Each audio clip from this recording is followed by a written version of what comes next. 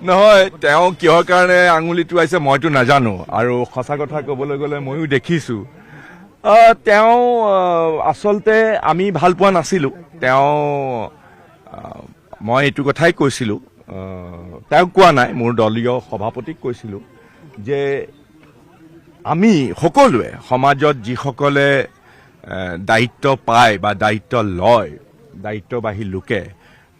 আমাৰ দলৰে হওক বাহিৰৰে হওক সমাজৰে হওক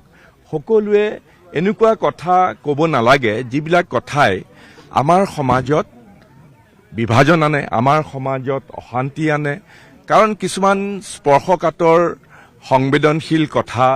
আমি জুখিমাখি ক'ব লাগে যিসকলে দায়িত্বত থাকে সেইকাৰণে সেই কথাহে সকীয়াই দিছিলোঁ গতিকে কাৰণ তেওঁ কংগ্ৰেছত যোগদান কৰি মই এইষাৰ কথা কোৱাৰ কাৰণেই যদি তেওঁ ক্ষুণ্ণ হৈ পেলাই তেওঁ যদি কংগ্ৰেছৰ পৰা পদত্যাগ কৰিছে মই ভাবোঁ এইটো দুৰ্ভাগ্যজনক কিন্তু এইটো তেওঁৰ কথা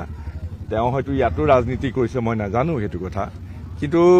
এইবিলাক আচলতে উচিত নহয় মই কৈছোঁ যে আমাৰ সকলোৰে দায়িত্ব আছে মই এইটো কথাই কৈছিলোঁ যে দায়িত্বশীল বা দায়িত্ববাহী লোকে অলপ জুখিমাখি কথা ক'ব লাগে অলপ ভাবি গুণি কথা ক'ব লাগে কাৰণ এনেকুৱা ধৰণৰ কথা ক'ব নালাগে যিবিলাক কথাই আমাৰ মাজত ভুল বুজাবুজিৰ সৃষ্টি কৰে আমাৰ মাজত বিষণ্ণতা আনে আমাৰ মাজত বিভাজন আনে সেইবিলাক কথা ক'ব নালাগে মই এইখিনি কথাই কৈছিলোঁ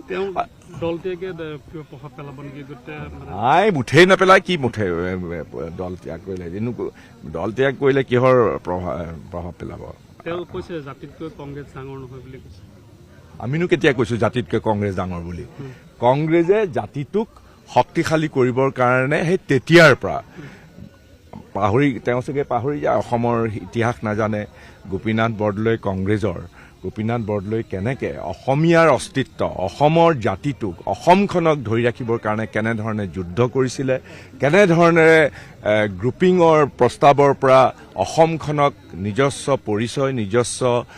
যিটো আমাৰ সত্তা অসমীয়া সত্তাটো সকলোকে লগত লৈ বৰ অসমক ধৰি ৰাখিবৰ কাৰণে যি ধৰণে গোপীনাথ বৰদলৈৰ দৰে ব্যক্তি আৰু তাৰ পৰৱৰ্তী সময়তো তাৰ আগতেও স্বাধীনতা সংগ্ৰামতো যুগে যুগে কংগ্ৰেছ পৰিয়ালৰ সকলোৱে যি অহোপুৰুষাৰ্থ কৰিছিলে তেওঁ পাহৰি গ'ল স্বাধীনতা সংগ্ৰামত আমাৰ যিসকল আছিলে আজি নগাঁৱতে আজি ভোগেশ্বৰী ফুকননীকে ধৰি পেলাই আমাৰ হেমৰাম পাটৰকে ধৰি পেলাই আমাৰ এই যি শ্বহীদসকল কিহৰ কাৰণে কৰিছিলে সকলো কংগ্ৰেছী আছিলে সকলো কংগ্ৰেছ অনুষ্ঠান কংগ্ৰেছ দলটোৰ সদস্য আছিলে ব্ৰিটিছৰ বিৰুদ্ধে যুদ্ধ কৰিছিলে সেই ইতিহাস জানিব লাগে চবেই আৰু এই ইতিহাসক সন্মান কৰিব লাগে আৰু সেয়া হ'ল কংগ্ৰেছৰ পৰম্পৰা ধন্যবাদ সেইটো মই নাজানো সেইটো মই কেনেকেনো জানিম বাৰু মুখ্যমন্ত্ৰী এজেণ্টটো আৰু একেবাৰে নিজৰ পৰিচয় দি পেলাই নকৰে নহয় যে মই মুখ্যমন্ত্ৰী এজেণ্ট বুলি মনে মনে তেনেকুৱা কৰিবও পাৰে মই নাজানো সেইবিলাক কথা আৰু মই মুখ্যমন্ত্ৰী এজেণ্ট বুলি মই তেওঁক কোৱাও নাই মই কেৱল কৈছোঁ যে কথা কওঁতে